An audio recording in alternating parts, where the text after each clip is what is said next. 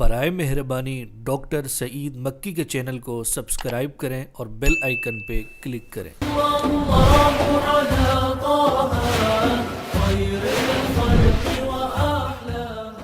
الحمد للہ رب العالمین والصلاة والسلام علی اشرف المرسلین وعلی آلہ وصحبہ اجمعین وبعد۔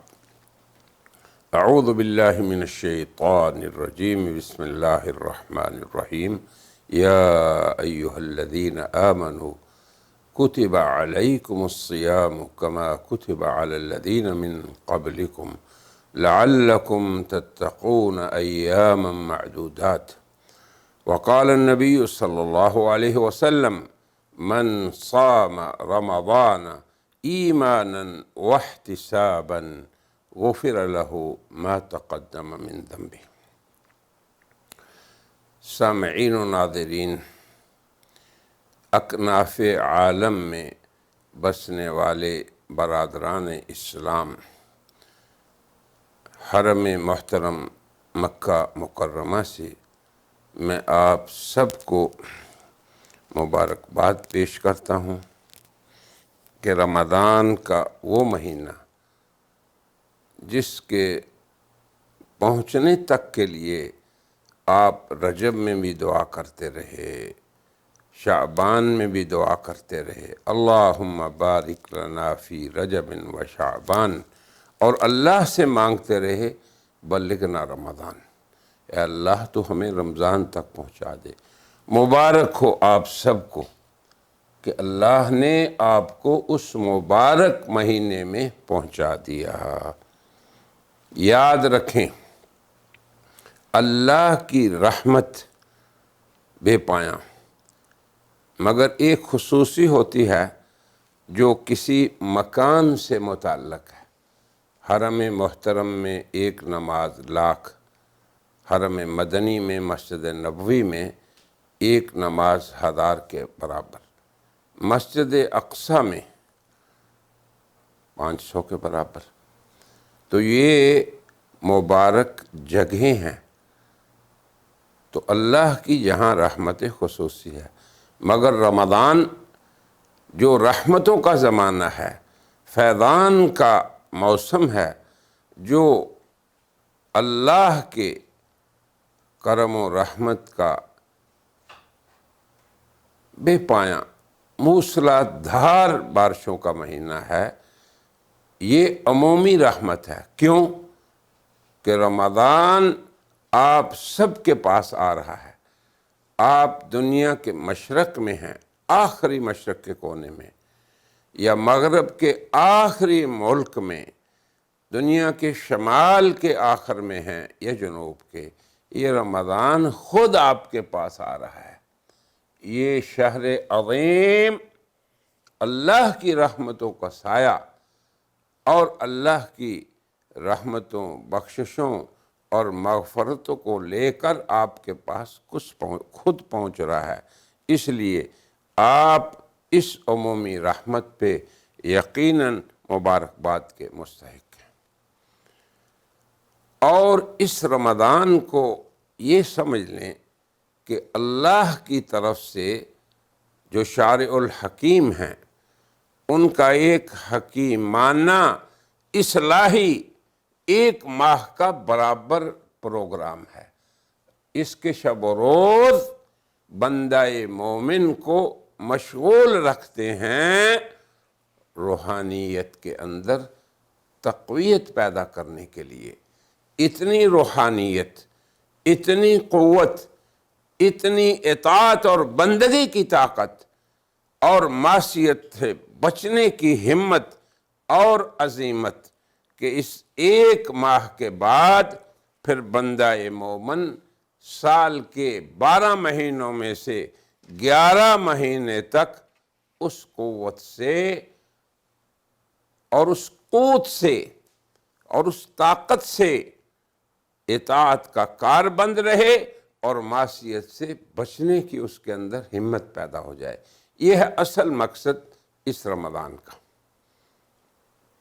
اللہ تعالیٰ قرآن حکیم میں ہم سے مخاطب ہو رہے ہیں یا ایھا الذین آمنوا کتب علیکم الصیام، اے ایمان والو تم پہ روزہ رکھنا اس شہر رمضان کا فرض کیا گیا، اس کے دن کو روزہ رکھنا، سحری سے غروب آفتاب تک یہ روزے کا زمانہ ہے۔ لعلکم تتقون ایام معدودات، کہ گنتی کے دن تم تقوی کما لو، حاصل کر لو، قوت تقوی اپنے اندر جمع کر لو۔ اور نبی پاک صلی اللہ علیہ وسلم نے خوشخبری دی ان لوگوں کو جن کا رمضان با مقصد ہوا، جن کا رمضان انہیں یہ قوت بخش گیا۔ کیا خوشخبری دی؟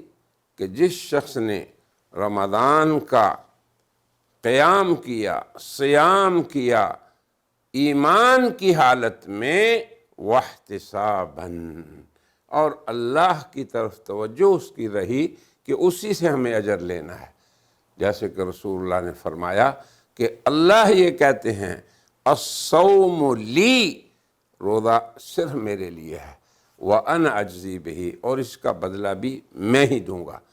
ایک روایت میں ہے وَأَنَا أُجْزَىٰ بِهِ، اس کا بدلہ میں ہوں۔ تو گویا روزہ اللہ رحمان الرحیم کو پا لینے کے لیے ہے، اللہ کے حاصل کر لینے کے لیے ہے، یا اللہ سے اجر لینے کے لیے ہے۔ اب وہ روزہ جو رضائے رحمان کو حاصل کرنے کا سبب ہے، وہ روزہ جو روزے دار کو اس مہینے اور اس کے بعد پھر 11 مہینے حیات طیبہ گزارنے کا مہینہ ثابت ہو، اس کے لیے ہمیں پورا مہینہ کوشاں رہنا ہے۔ یہ ہے آج کی اس مجلس کا مقصد، کہ اس ایک مہینے کو 11 مہینے کے لیے ہم کیسے وسیلہ بنا سکتے ہیں، ذریعہ بنا سکتے ہیں اپنی ہدایت کا۔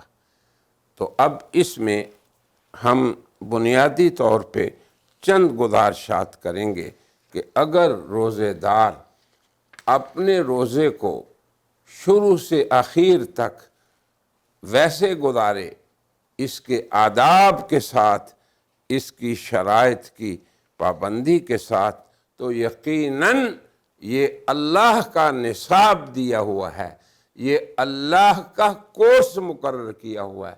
ہو ہی نہیں سکتا کہ اللہ کا دیا ہوا نصاب اگر آپ نے درست اس کو یاد کیا، درست گزارا، تو وہ آپ کے لیے تقوی کا باعث نہ بنے۔ اگر روزے دار کا روزہ اسے تقوی نہ دے سکا، یہ قوت نہ دے سکا، تو گویا خلل ہمارے اندر ہے۔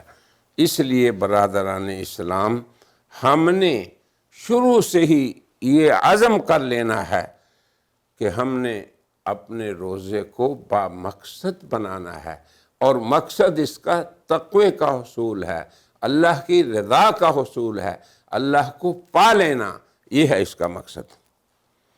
تو روزے دار کو روزہ اس لیے رکھنا ہے کہ اس نے اپنے آپ کو اللہ کے سپرد کر دینا ہے۔ جب آپ صبح کے وقت، سحری کے وقت، روزے کا سب سے پہلا رکن اور بنیادی عمل، اور وہ ہے روزے کی نیت۔ اب روزے کی نیت کیا ہے؟ اس بات کی بندہ مومن عزیمت کر لے کہ میں نے رک جانا ہے۔ اب عربی زبان میں روزہ کا لغوی معنی رک جانا۔ اب آپ دیکھیں کہ کس چیز سے رک جانا ہے۔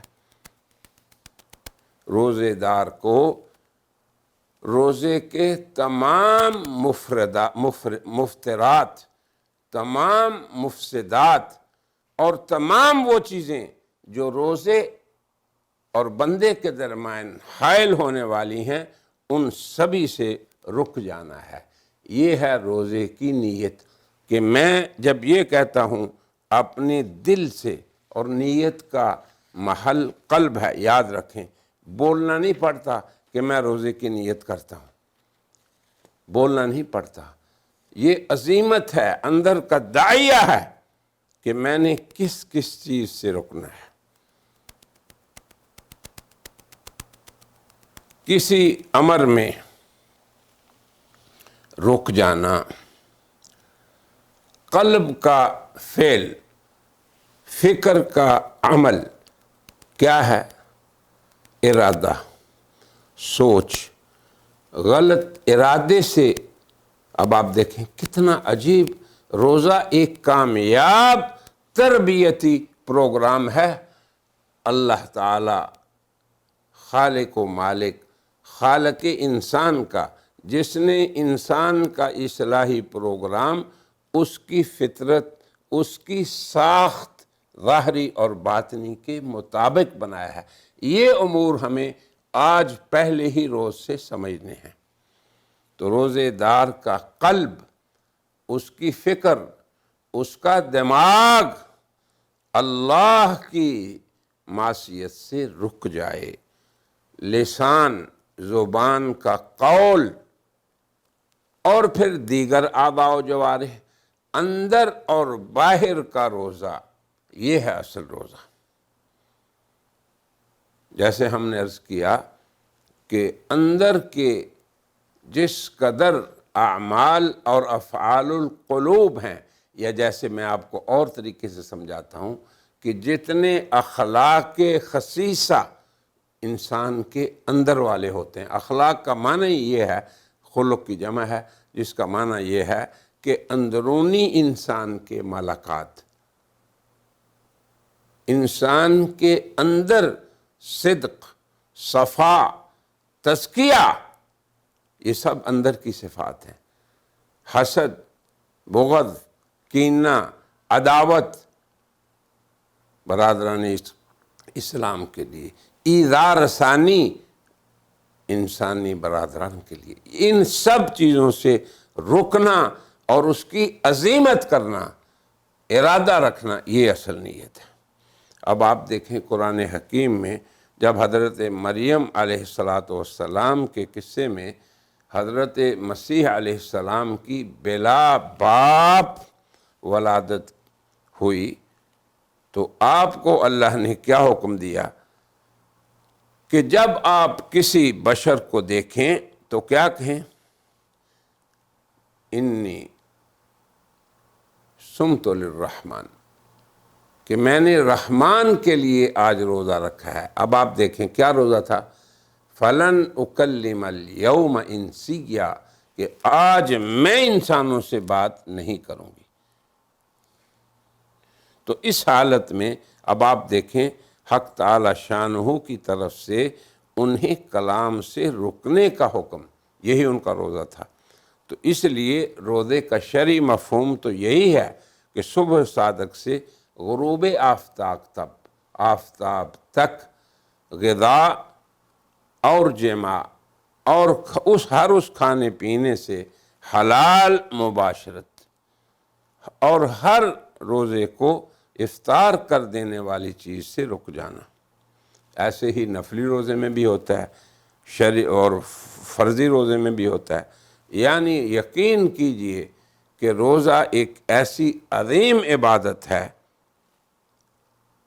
کہ اس جیسی اصلاحی دیگر کوئی فعل اور عمل بندے کا نہیں ہو سکتا۔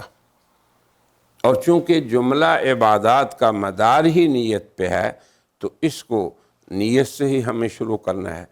تو رکن اول روزے کا نیت ہی ہے۔ اب جیسے میں نے عرض کیا کہ ایک تو ظاہری بات ہے کہ ہمیں یہ علم ہو کہ ہم کون سا کس چیز کا روزہ رکھ رہے ہیں، رمضان مبارک کا، یہی نیت ہے۔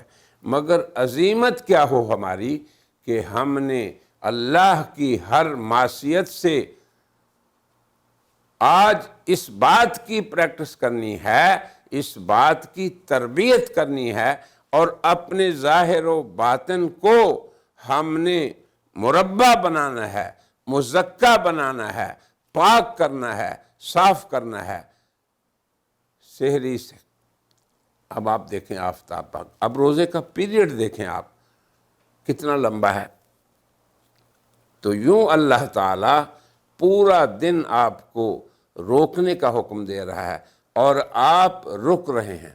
الحمدللہ، اللہ کا فضل ہے، برادران اسلام پہ، اب آپ کو پتہ ہے کہ گرمی کے روزے میں مغربی ممالک میں 20-22 گھنٹے تک بھی چلا جاتا ہے، اور ہمارے برادران اسلام اللہ سے محبت کی خاطر روزہ رکھتے ہیں اور خالصتاً محض اللہ کی رضا کے لیے وہ لذیذ کھانوں سے بھی بچتے ہیں اور پھر ٹھنڈے پانی کو بھی نہیں پیتے۔ اب آپ دیکھیں کیسے تربیت ہو رہی ہے۔ تو یہاں سے اصل میں ہمیں اس فلسفے کو سمجھنا ہے کہ اگر حلال چیزوں کو ہم نے صبح سے شام تک چھوڑا ہے تو جن چیزوں کو ہمارے مولا کریم نے ہم پہ حرام کیا ہے ان کو ہم نے سال کے 11 مہینے چھوڑنا ہے۔ یہ ہے اصل مقصد۔ اب اس کے علاوہ جب بندے کے اندر اس قدر عظیمت پیدا ہو گئی اور اس کی نیت میں اس قدر اخلاص تھا، اسی لیے تو حضور نے فرمایا نا ایماناً و احتساباً، بندہ مومن اللہ سے اجر لینے کی خاطر، اللہ کو پانے کی خاطر، اللہ کی رضا کی خاطر جب ایسے کرے گا غفر لہ ما تقدم من ذنبہ، تو اس کا یہ مہینہ ایسے گزرا جو 11 مہینے تک اس کو اللہ کا فرما بردار بندہ بنا دے گا۔ پھر یہ بھی یاد رکھیں کہ اسلام کے اندر کچھ شروط ہیں روزے کی، ہم سب کو پتہ ہے۔ پہلی شرط یہ ہے کہ اسلام ہو، روزہ اسلام کے بغیر فرض نہیں، اللہ اکبر، بلکہ دیگر بھی کوئی عبادت بغیر ایمان کے متحقق ہی نہیں ہوتی۔